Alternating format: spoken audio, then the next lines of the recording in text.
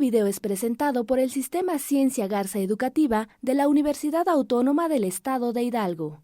Para mayor información, visítanos en www.uaeh.edu.mx.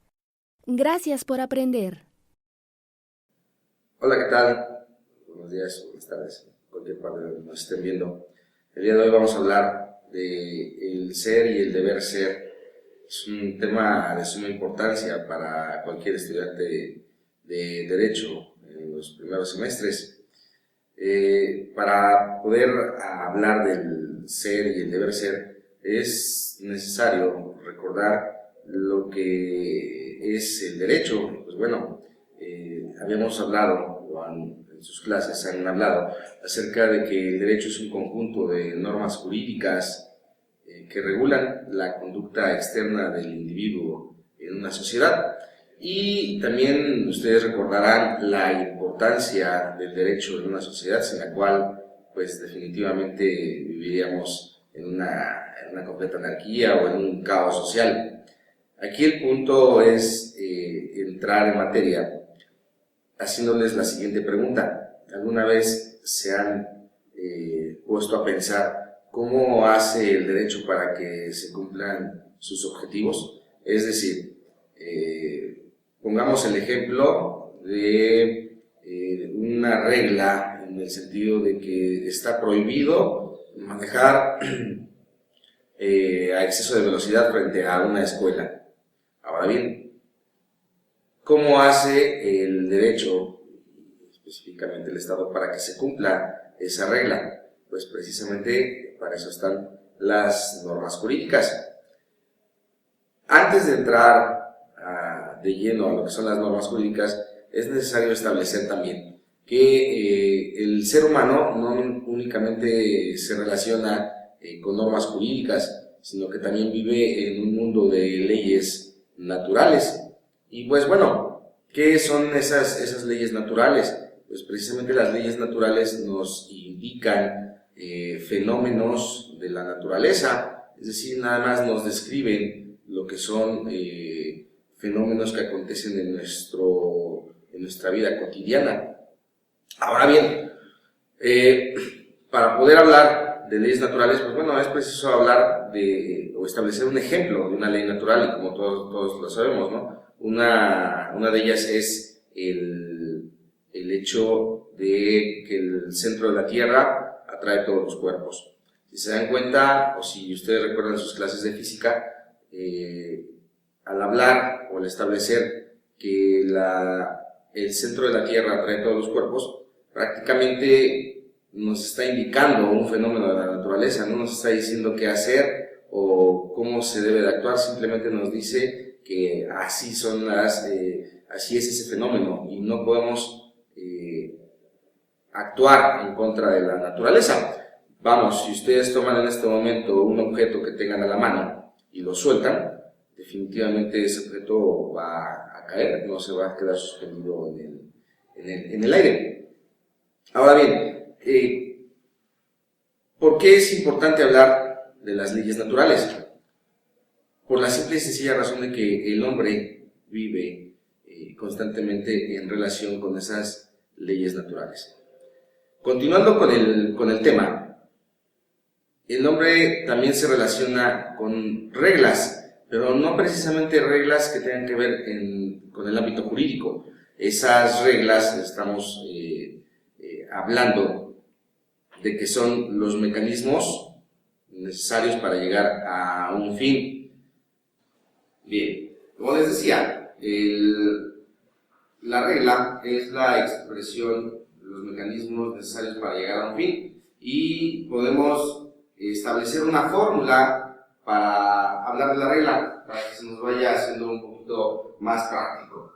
Hablemos que la regla se expresa de la siguiente manera: si X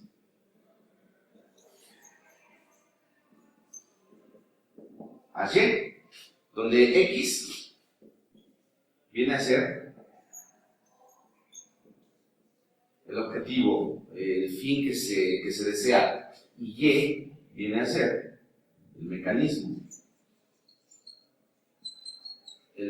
para poder llegar a este objetivo o para poder llegar a ese fin. Ahora bien, ¿cómo lo podemos traducir esto a la vida cotidiana? Es sencillo. Por ejemplo, todos en nuestra vida, como decía yo hace un momento, vivimos a base de reglas. Ejemplo, en nuestra casa, si nos dicen, si quieres ir a la fiesta, pórtate bien. Si nos damos cuenta, el objetivo es ir a la fiesta, vendría siendo X. Y Y es el mecanismo, es decir, portarnos bien. Y así podemos encontrar definitivamente demasiados ejemplos en nuestra vida cotidiana o en nuestro actuar cotidiano. Otro ejemplo podría ser, si quiero sacar 10 en la introducción al estudio del derecho, tengo que estudiar demasiado. Y así podemos encontrar múltiples ejemplos y que ahorita en este momento ustedes pueden imaginarse cada uno de ellos. Ahora bien, ya veíamos la fórmula de la regla. A esta regla, mencionábamos hace un momento donde manifestábamos que si X es Y, donde X es el objetivo o el fin que se persigue y Y es el mecanismo por el cual vamos a llegar a ese objetivo, a ese tipo de reglas las vamos a llamar reglas en sentido amplio, así como se escucha, reglas en sentido amplio. Ahora bien, por lógica, si hablamos de reglas en sentido amplio, también vamos a encontrar reglas en sentido estricto. La diferencia va a consistir en que las reglas en sentido estricto traen aparejados derechos u obligaciones. Ahora sí nos estamos enfocando más a lo que es el mundo jurídico. Una regla en sentido estricto, piensen, vamos a suponer, aquella que trae aparejadas derechos y u obligaciones.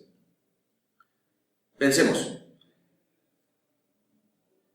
un contrato es un acuerdo de voluntades que sirve para crear o transmitir obligaciones. Ustedes se pondrán a pensar, ¿a poco o acaso eso es una regla? Efectivamente es una regla en sentido estricto o lo que también vamos a conocer nosotros como norma jurídica. ¿Cómo vamos a expresar o cómo vamos a identificar cada uno de esos elementos de una norma jurídica? Ustedes se preguntarán, ¿en dónde vienen los derechos y en dónde vienen las obligaciones? Pues precisamente el contrato, al ser un acuerdo de voluntades y que crea obligaciones, desde ese mismo momento esa norma jurídica o esa regla en sentido estricto nos está otorgando una obligación o incluso nos está otorgando un derecho para el caso de cualquier contrato. ¿Cómo vamos a expresar, o al igual que la regla en sentido amplio, cómo vamos a manifestar la norma jurídica a través de una fórmula? De la siguiente manera. Bien. La norma jurídica o regla en sentido estricto la vamos a expresar con la siguiente fórmula y yo creo que ya muy conocida por la mayoría de todos los que estudian derecho.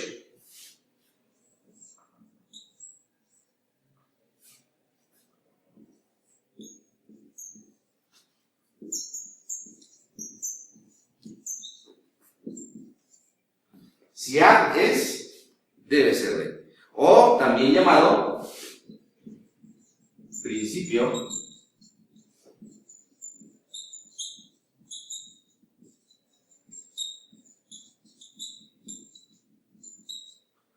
de causalidad jurídica. Vamos a descifrar cada uno de los elementos de esta pequeña fórmula. Si A es, debe ser B. A lo vamos a llamar supuesto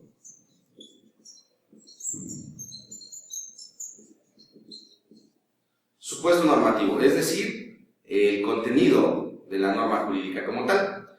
Hablábamos hace un momento de un contrato, es un acuerdo de voluntades que sirve para crear o transmitir derechos y u obligaciones. Eso que les acabo de decir es el supuesto normativo, es el contenido de la norma jurídica. Se refiere a la actualización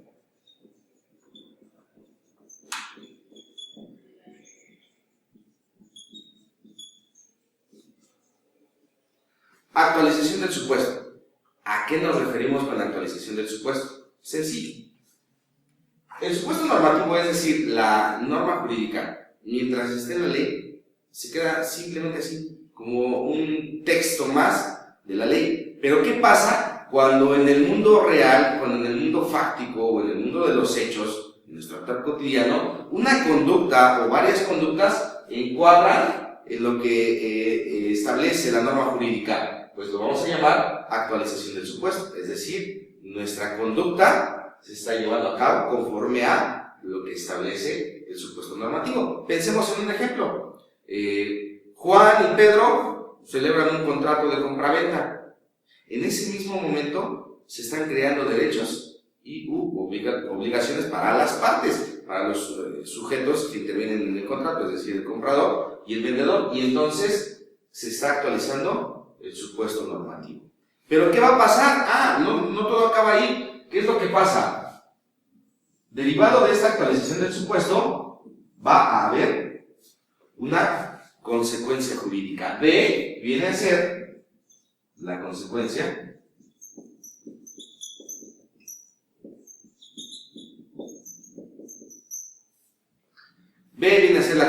jurídica.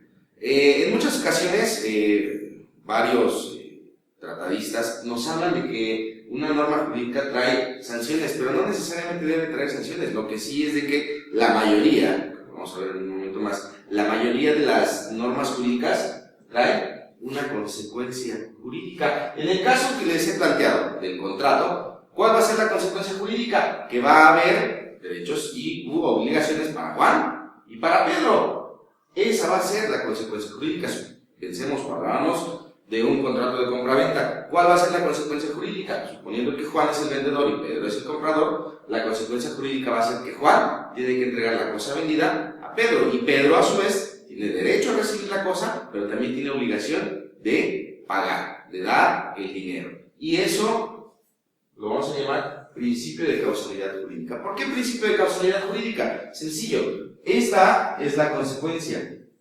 Para que haya una consecuencia debe haber un acto que haya llevado a esa consecuencia. Pero en el mundo jurídico no podemos hablar de una consecuencia jurídica o de una actualización de un supuesto, obvio, sin un supuesto normativo.